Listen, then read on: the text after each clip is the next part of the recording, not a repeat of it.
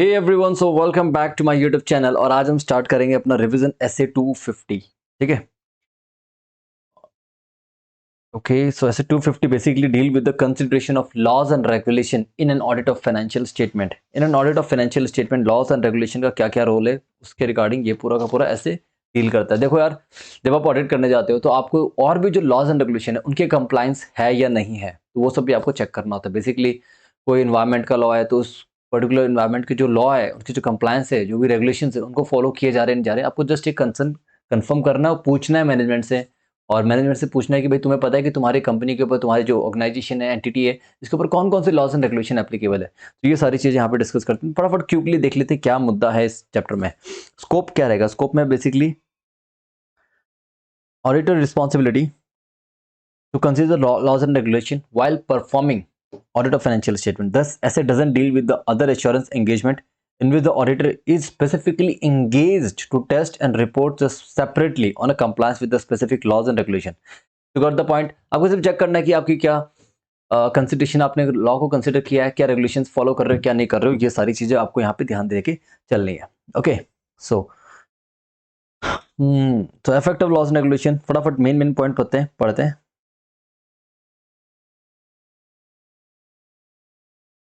Now अपने को कौन से लॉज एंड रेगुलेशन से मतलब है जिनका कोई डायरेक्ट इफेक्ट है फाइनेंशियल स्टेटमेंट में। ठीक है, okay. The other laws and regulation are to be compiled with by the management and set the provision under which the entity is allowed to conduct the business but doesn't have a direct effect on the entity's financial statement. तो एक वो laws होंगे जो इसका entity के financial statement directly impact आ रहा है, कुछ ऐसे लॉज होंगे जिसमें एंटिटी का स्टेटमेंट डायरेक्ट इफेक्ट नहीं आ रहा होगा। ठीक है, तो वो सब चीजों का ध्यान देना है। जैसे बैंक है, बैंक बहुत ही हाईली रेगुलेटेड मतलब बिजनेस है, जहाँ पे आपको काफ़ी रेगुलेशंस फॉलो करने होते हैं। हर दिन या हर महीने कुछ ना कुछ नए चेंजेस आते हैं, तो उनको भी कंप्लाई करना पड़ता है। तो जैसे chemical industries, all sort of things. अब आता है रिस्पॉन्सिबिलिटी ऑफ मैनेजमेंट। मैनेजमेंट की क्या रिस्पॉन्सिबिलिटी है? इट इज़ रिस्पॉन्सिबिलिटी, बेसिकली सारी की सारी रिस्पॉन्सिबिलिटी है किसकी? मैनेजमेंट की है कि भैया सारे to with the oversight of those charged with governance to ensure the entity's operation are conducted in accordance with the provision of laws and regulation, including compliance that determine reported amount and the disclosure in the entity's financial statement। जो भी देखना है management की responsibility. Auditor की क्या responsibility है? Auditor के बाद to assist, essays are designed to assist the auditor in identifying the material misstatement of the financial statement due to non-compliance of the laws and regulation. However, the auditor is not responsible for preventing non-compliance and cannot be expected to detect non-compliance with all laws and regulation. भैया अगर आप ये environmental law के हिसाब से अगर आपने ये चीज़ इंस्टॉल नहीं करके रखे, आप फैक्ट्री रन कर रहे हो और आप पॉल्यूशन कंट्रोल के डिवाइस जो आपने यहाँ पे नहीं लगाए, तो उसके बाद आपकी क्या पेनल्टीज लग सकती है? मुझे वो फाइनेंशियल स्टेटमेंट में उसका इफेक्ट दिखाना है। दैट्स माई ड्यूटी, इसके अलावा नहीं है मेरी duty. The auditor is responsible for obtaining reasonable assurance that financial statement taken as a whole free from material misstatement, whether due to fraud or error, वही same line repetition, ठीक है। Then owing to the inherent limitation of the audit, this is unavoidable risk, ठीक है, that some material misstatement may not be deducted। ये तो पता है, चलो ये सब मुद्दा नहीं है। अब आता है the potential effect of the inherent limitation of the auditor's ability to deduct material misstatement are greater for such reason as follows। क्यों? क्योंकि देखो इनहेरेंट लिमिटेशन का क्या चक्कर है वो देख लेते हैं थोड़ा सा। There are many laws and regulations relating to the principally to the operating aspect of the entity's debt typically doesn't affect the financial statement and are not captured by the entity's information system relevant to the financial reporting। बहुत सारे ऐसे loss है जिनका कोई financial कोई effect नहीं है, but उसको ऑडिटर कैप्चर नहीं कर पाएगा तो दिक्कत हो जाएगी, राइट। तो non compliance of may involve conduct designed to conciliate such as collusion, forgery, deliberate failure to record the transaction, management override controls और intentionally misrepresent कर सकता है। Whether or act constitute non-compliance is ultimately a matter of the legal determination by a court law। ठीक है, ordinarily क्या करना? if further removed non-compliance is from the event or transaction reflected in the financial statement, the less likely that the auditor to become aware of it or to recognize non-compliance। ठीक है, तो इतना कुछ ऐसा नहीं है। सो अब यहाँ बात करते हैं the essay distinguish audit responsibility with two different category of loss and regulation. हमें पहला था जिसका डायरेक्ट इफेक्ट आ रहा है फाइनेंशियल स्टेटमेंट में और जिसका डायरेक्ट इफेक्ट नहीं है फाइनेंशियल स्टेटमेंट में। अब जिसका कोई डायरेक्ट इफेक्ट नहीं है फाइनेंशियल स्टेटमेंट पर, the compliance with which fundamental to operate aspect of the business to an entity's ability to continue its business or to avoid the material penalties वगैरह वगैरह। तो इसमें ऐसा कुछ इतना रोल नहीं है। ऐसे to remain alert about the possibility that कोई other audit procedure to be applied, to be इसको मतलब फाइंड आउट करने के लिए। इफेक्टिव डेट, अब मेन चीज़ अपनी स्टार्ट हो रही है, ठीक है। Objective was obtain sufficient appropriate audit evidence regarding the compliance with the provision of those laws and regulations that have direct effect on the financial statement and their and the disclosure. To perform specified audit procedure to help identify the instances of non-compliance with other laws and regulations that have material effect. To respond appropriately to the non-compliance or suspected non-compliance. Requirement audit consideration for the compliance of laws and regulations. To obtain understanding of the entity in accordance with the SA 315, ठीक है, and shall obtain a general understanding of the legal and regulatory framework. Entity को समझेगा, इसके environment को समझेगा और इसके हिसाब से जो इसमें लॉज एप्लीकेबल होंगे उनको समझ के ये एक अपना स्ट्रक्चर फ्रेमवर्क डिजाइन करेगा। Is that clear? Now okay, अच्छा, नाउ 14 नंबर पॉइंट में आ जाओ। The auditor shall obtain shall perform the following procedure to help identify the non compliance, inquiry with of the management and where appropriate those charged with governance, inspection the corresponding if any with the relevant licensing authority। Basically उनको GST registration लेना है, तो आप GST की website में जाकर check कर लो कि ये रजिस्ट्रेशन जो उन्होंने प्रोवाइड किया वो रजिस्टर्ड है या नहीं है, कहीं इन्होंने फेक नंबर तो नहीं दे दिया हमें। तो ये सारी चीजें, ठीक है। इंक्वायरी एंड इंस्पेक्शन पॉइंट याद रखना। And during audit he has to remain alert, भाई ऐसी कोई सर्कमस्टांस है जिसमें लगता है कि इसमें और भी एक्ट टैक्स मतलब टीडीएस के कंप्लायंस, इनकम टैक्स के कंप्लायंस है बट इसने नहीं करे, so you have to take care of those things also. So now 17 point number क्या बोलता है? In the absence or suspected non-compliance, the auditor is not required to perform audit procedures regarding the entity's compliance with the laws and regulation other than those set out in the para 12 section जो अभी हमने ऊपर पढ़े। So now what are the things that you need to take care of? Audit procedure when non-compliance is identified. अगर कोई non-compliance identified हो जाता है तो in that case what? The auditor shall obtain what? An understanding of the nature of the act and the circumstances in which it occur. किस nature, क्या act था nature का और क्या सर्कमस्टांसेस से, and further information to evaluate the possible effect on the financial statement. भाई देखो, सीधा कोई नॉन कंप्लायंस हुआ तो किस लिए नॉन कंप्लायंस है, क्यों हुआ, क्या नेचर ऑफ एक्ट क्या है वो। उसके बाद आपको क्या देखना होगा, भैया इसका फाइनेंशियल स्टेटमेंट में कितना इफेक्ट होता है। जब फाइनेंशियल स्टेटमेंट ज़्यादा इफेक्ट है तो they need to be taken care of, right, isn't it. ये चीज़ों का आपको बहुत अच्छे से ध्यान रखना होगा। Now auditor shall discuss the matter with दो चार्ज विद गवर्नेंस, अगर वो मैनेजमेंट सफिशिएंट एविडेंस नहीं प्रोवाइड करेगा, सपोर्ट नहीं करेगा, ठीक है, ये ऑल सॉर्ट ऑफ थिंग्स। अगर उसे लगता है कोई सफिशिएंट इन्फॉर्मेशन नहीं मिल पा रही उसे, the auditor shall evaluate the lack of sufficient appropriate audit evidence on the auditor's opinion. The auditor shall evaluate the implication of non compliance and the reliability of the written presentation. अगर वो management से पूछ लेते, लिखवा लेते कि भाई तुमने कोई फ्रॉड नहीं, सॉरी मतलब सारे लॉज एंड रेगुलेशन की कंप्लायंस किया, तो आपको ये देखना कि इसकी जो रिप्रेजेंटेशन इसने दी है क्या उसकी मतलब क्या रिलायबिलिटी है, what's the reliability of the, मतलब वो रिलायबल है या नहीं है, उसको कितना मानना है, इसको नहीं मानना। अब आता है रिपोर्टिंग ऑफ द आइडेंटिफाइड। अब देखो कोई नॉन कंप्लायंस मिल गया, आपको सबसे पहले क्या करना होगा, टू किसको देना है, those charge with governance. Unless all those charge with governance are involve, तो आप उनके पास जाओगे, उनको कम्युनिकेट कर दो, ठीक है, ये मैटर हमें नॉन कंप्लायंस मिले लॉज एंड रेगुलेशन के रिगार्डिंग, ठीक है। और जो भी कम्युनिकेशन होता है वो अपना 260 के अकॉर्डिंग होता है, जो कि नेक्स्ट ऐसे अपना, ठीक है। So if the auditor judgment the non-compliance referred to is believed to have intentional, अगर material effect, intentional है plus उसका material effect है, and shall communicate the matter to those charged with governance as soon as practicable. If the auditor suspect the management or those charged with governance वो भी involved है, involved non-compliance, तो उसको has to communicate to the next level of the authority at the entity, ठीक है, such as audit committee, supervisory board, क्या बोल रहे हैं, where no higher authority exists, or if the auditor believes that the communication may not be acted upon and unsure to the person to whom to be reported, the auditor shall need to obtain a legal advice। भैया withdraw नहीं करना, यहाँ पे क्या बोल रहे हैं, आपको समझ नहीं आ रहा, आप लीगल एडवाइस ले लो एक बार जाके, भाई किसको कम्युनिकेट करें, सारे के सारे मिले हुए, तो अब क्या करूँ, ministry of corporate affair, company act कोई बोलता है कि उनको कम्युनिकेट करना है, ऐसे कोई भी नॉन इंस्टेंस अगर होते हैं तो ऐसा कुछ है सीन, तो आपको ये सारी चीज़ें उनको देखनी होगी, ठीक है। सो नाउ अब आता है report of non compliance in the audit of financial. अब आपको क्या करना है, ऑडिट के रिपोर्ट में आपको नॉन कंप्लायंस का रिपोर्ट करना है। So what you have to do, if the auditor conclude that the non compliance has a material effect to the financial statement and has not been adequately reflected in the financial statement, the auditor shall record in according with the SA 705। SA 705 अपना जो है उसके according आपको report करना होगा, ठीक है। Basically modification वाला पैराग्राफ है एंड द ओपिनियन, ठीक है। ओके, नाउ नेक्स्ट अपने को क्या देखना है, और अकॉर्डिंगली वो अपना क्वालिफाइड या एडवर्स ओपिनियन दे सकता है। If the audit is prevented by the management or those charged from obtaining sufficient evidence to evaluate whether कि आपको रोका जा रहा है कि whether non-compliance of that matter to the financial statement or is likely to occur, the auditor shall express a qualified opinion या disclaim कर देगा अपने opinion को, ठीक है, on the basis of the limitation the scope। भैया मुझे restrict करते हैं, what they are doing, they are restricting me।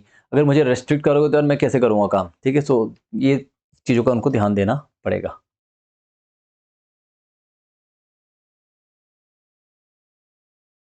Okay, so if auditor unable to determine whether non-compliance has occurred because of inherent limitation rather than by the management or those charged with governance, auditor shall evaluate the effect of the auditor opinion with ऐसे 705 ऐसे 705 को उससे link कर देना, ठीक है।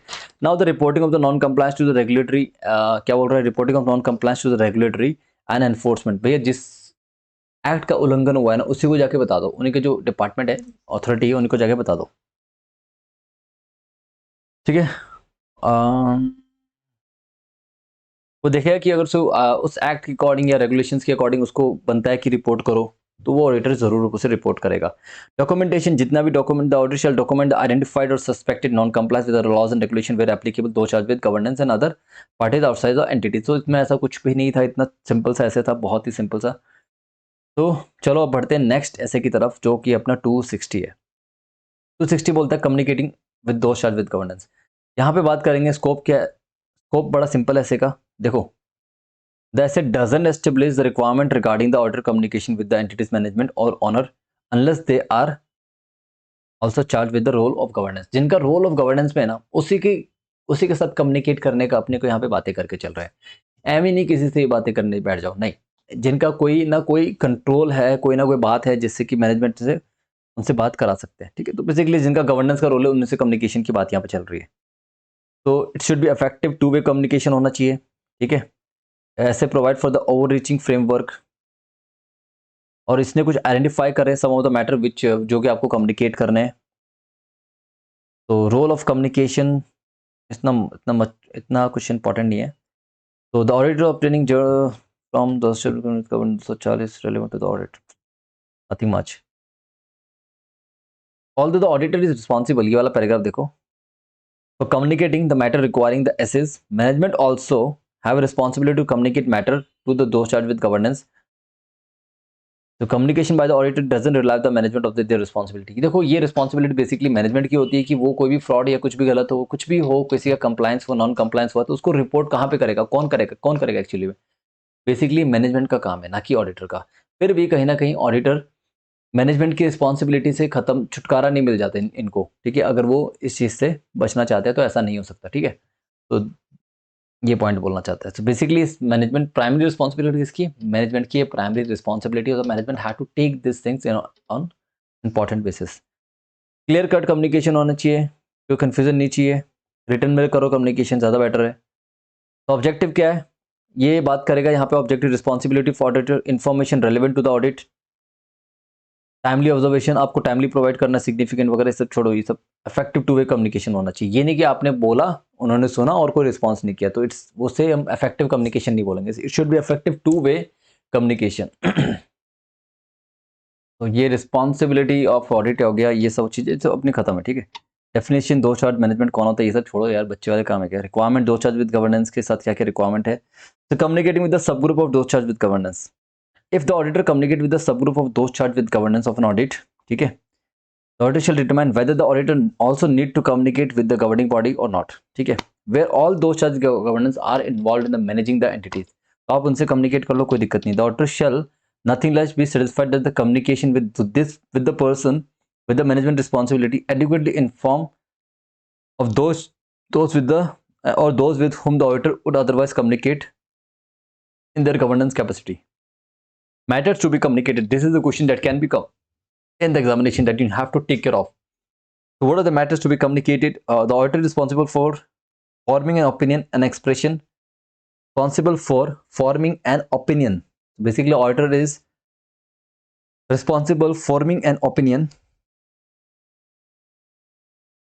an opinion on the financial statement that have been prepared by the management with the oversight those charged with governance. तो भाई auditor responsible for forming and expressing opinion on the financial statement, ठीक है, ये auditor की responsibility है. The matter क्या, auditor communication in respect what matters to be communicate, क्या क्या मैटर आपको कम्युनिकेट करने होंगे. Auditor basically shall communicate with those charged with governance.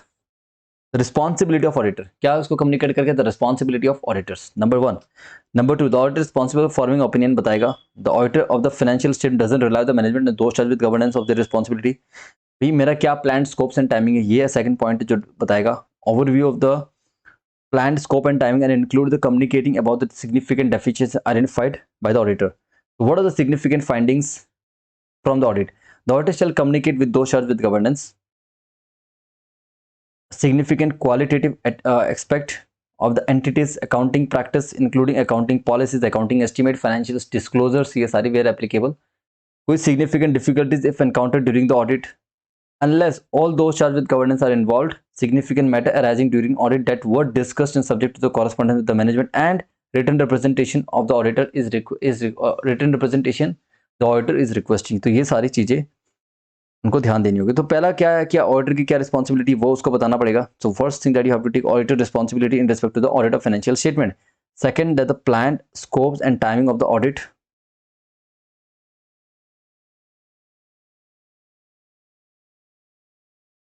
ठीक है. थर्ड जो आता है significant findings in the from the audit. तो उसमें क्या क्या देखते हैं ऑडिटर की सिग्निफिकेंट क्वालिटेटिव एक्सपेक्ट क्या क्या है, significant difficulties if any encounter during the audit. ठीक है. उसमें ये देखिएगा कोई matter to be discuss, written representation की बात करके चलेगा, circumstance that may affect form and content of audit report. ये सारी बातों का ध्यान होगा. ये ऑडिटर इंडिपेंडेंस है, ये आप जस्ट रीड कर लेना सेल्फ. उसके बाद कम्युनिकेशन प्रोसेस क्या रहेगा. प्रोसेस बड़ा सिंपल है. The auditor shall communicate with those charged with governance the form and the timing and the expected general content of the communication. Form of the communication क्या होगा, it may be in the writing, it may be in the oral. ठीक है. Written communication need not include all the matter those arise during the course of the audit. इसमें से कुछ है नहीं बताने को. ये नीचे A46 to 48 लिखा हो ना, ये आपके एक्सप्लेनेटरी स्टेटमेंट है नीचे जो दे रखी है इसमें, और फर्दर क्योंकि हम लोग कवर नहीं कर रहे हैं इस फास्ट ट्रैक क्लास में. Timing of the communication. The auditor shall communicate with those charged with governance on a timely basis. ठीक है. Adequacy basically two way communication होना चाहिए between the auditor and those charged with governance should be added, तभी इसको adequate communication बोलेंगे. If it has not the auditor evaluate the effect if any on the auditor assessment of the risk of material misstatement and the ability वगैरह वगैरह. Documentation where matter required by this essay to be communicated orally, the auditor shall include them in the audit documentation. अगर कोई orally communication हो रहा है तो उसको यहाँ पे include करेगा audit documentation. Whether matter has been communicated in writing, shall retain a copy of the communication or a part thereof of the same documentation in the, मतलब उसका एक कॉपी जेरॉक्स बना के रख दोगे. तो this is all about essay 260. अब आते हैं फटाफट essay 265 में. essay 265 में आपको यस 265 आता है, that is communicating deficiencies in internal control. अब हम वहाँ एक जनरल कम्युनिकेशन था अपने ऑडिटर से. अब यहाँ पे हम क्या करेंगे, एक जनरल कम्युनिकेशन नहीं करके हम क्या बोलेंगे इसको कि एक बाय डिफॉल्ट अपना कम्युनिकेशन क्या रहना चाहिए, मतलब इंटरनल कंट्रोल से रिलेटेड ही स्पेसिफिकली कम्युनिकेशन. यहाँ पे ये स्पेसिफिक बात कर रहा है 265 जो बात कर रहा है, स्पेसिफिक बात कर रहा है कि ये कम्युनिकेशन अगर आप करोगे तो आपको इन चीज़ों का ध्यान रखना पड़ेगा. ओके. चलो अब अपना नेक्स्ट क्या इसके अंदर सीन है. ओके. तो obtain an understanding of the, सबसे पहले क्या करेगा, auditor is required to obtain understanding of the, चलो भैया कभी कभी रुक जाता है. अच्छा ये एक बात बताओ, ये जो स्क्रीन है पीछे, ये वाली ज़्यादा अच्छी है या फिर अपना जो पुराने वीडियोस में हम लोग स्क्रीन यूज़ करते थे तो वो ज़्यादा अच्छी है. तो आपको जैसा सही लगे मुझे बताना, मुझे कमेंट बॉक्स में, या फिर आप मुझे पर्सनली कोई भी प्रॉब्लम हो कुछ भी हो ना तो यू कैन टेक्स्ट मी और पर्सनली @पंकज,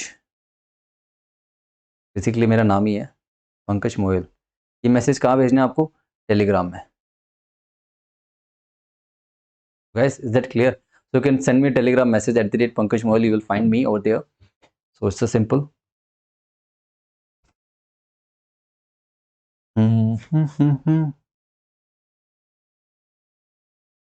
सबसे पहले has to obtain understanding of the internal control जो कि रेलिवेंट है when identifying assessing the risk of material misstatement. ठीक है.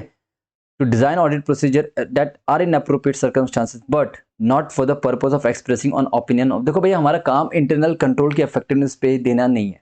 हम अपना प्रोसेस ऐसे डिजाइन करेंगे कि हमें फाइनेंशियल स्टेटमेंट को ऑडिट करना है, बट अगर हमें नजर में आ जाता है कि हमें ये भी इंश्योर करना है कि फाइनेंशियल इंटरनल कंट्रोल है या नहीं है, बट हमारा काम नहीं है इसकी वीकनेस ढूंढना, ठीक है, ये अपना काम नहीं है बोल के हम बस हम कर रहे हैं, बस कर देते, मिल जाएगा बता देंगे भैया, ठीक है। So nothing in this essay precludes basically prevent auditor from communicating those charged with governance and management or other internal control matter that the auditor had identified during the audit. तो ऐसा कोई रोक टोक नहीं है, ठीक है। On and after 1st April 2010, an objective बड़ा simple है, communicate appropriately those charged with governance deficiencies, internal control has identified during the audit and that in the auditor profession judgment are sufficient to important to merit the respective authority attention। भैया respective attention उनका देना, उनको बताना जरूरी है, उसको लग रहा है कि भैया मुझे नजर में आ चुका है।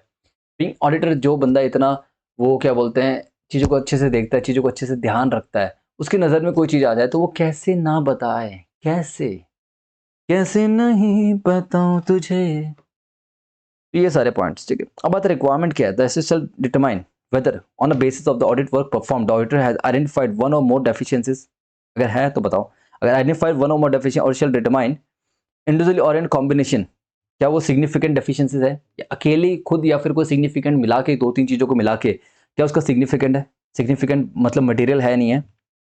अगर the auditor shall communicate the deficiencies that is significant deficiency, ये नहीं कि अरे सर आपका अकाउंट टाइम से नहीं आता है, 9 बजे का टाइम है, हमेशा 9:30 बजे आता है, अब ये कि धोचाज विद गवर्नेंस को बताओगे जाके आपका इंटरनल खराब है, ये चीज अगर देखा कि उसने सारे के सारे एम्प्लॉय 9 बजे आने की जगह सारे के सारे एम्प्लॉय 11, 12, 2-2 बजे आ रहे हैं और मैनेजमेंट को कोई अता पता नहीं, कोई इंटरनल मैनेजमेंट इतना खराब है तो उसको नजर में आ गया तो वो बता देगा, ठीक है। बट हाँ, एक दिन नहीं आया तो उसकी कंप्लेन करने, चुगली करने जाओगे क्या, बच्चे हो गए अभी अभी भी चुगली करोगे क्या, नहीं ना। This is all about this.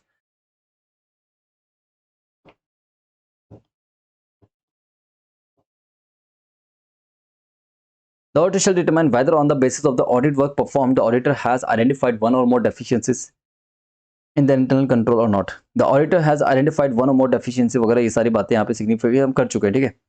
So auditor shall communicate to the management on a timely basis, क्या, in writing the significant deficiencies to the those charged with governance unless it would be inappropriate to communicate directly to the management.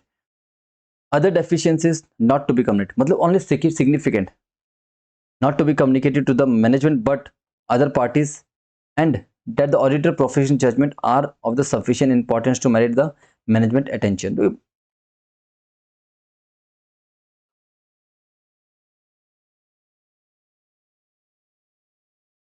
चलो ये बात खत्म होगी। अब आता है auditor shall include a written communication in the significant deficiency in the internal control,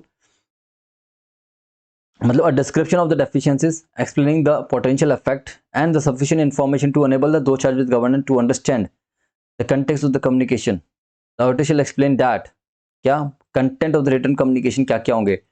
The purpose of the audit was to express an opinion, पहले तो ये लिखने की हमारा पर्पज है कि एक्सप्रेस करना opinion on the financial statement.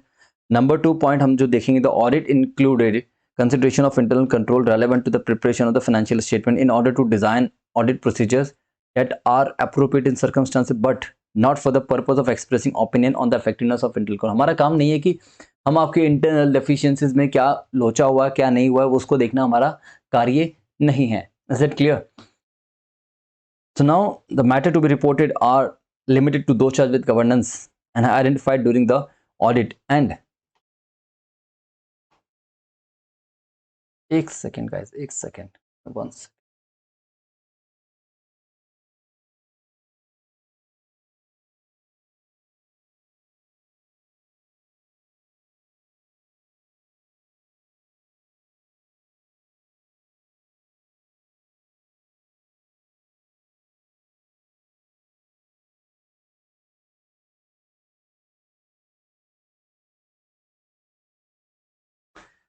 Okay, तो ये सारी मैटर क्या क्या, द पर्पस, हमारा पर्पस क्या ऑडिट का, to express opinion on financial statement number 1।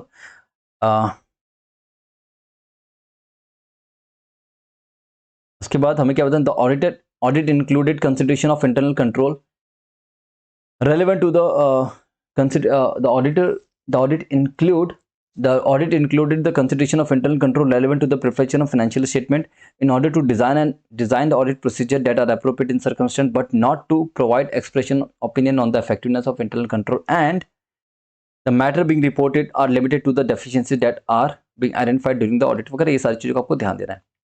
तो इस तरह अपना ऐसे 265 भी खत्म हो जाता है। बस इसमें मोड क्या क्या, पर्पस क्या है अपना, ऑडिट कंसिडरेशन इंटरनल कंट्रोल, हम उससे फॉर मतलब क्या करना है अपने को, भैया बताना है कि मेरा काम है ऑडिट की ओपिनियन देना है फाइनेंशियल स्टेटमेंट पे। नंबर 2 बोलना है कि कंसिडरेशन ऑफ इंटरनल कंट्रोल जो है रेलिवेंट, मैंने वही audit include consideration of internal control और relevant to the preparation of financial statement only in order to design audit procedure appropriate in the circumstance and but not to provide an expression on the audit किस पे internal control की effectiveness पे opinion देना मेरा काम नहीं है। The matter being reported are limited to those deficiencies that auditor has identified during the audit and that the auditor has concluded and also sufficient importance being merit to being reported वगैरह वगैरह, ये सारी चीज़ों का ध्यान रखना है। तो यार काम खत्म। ये लाइन अगर आपको फिर से देखनी है तो देख लो पॉज करके वीडियो।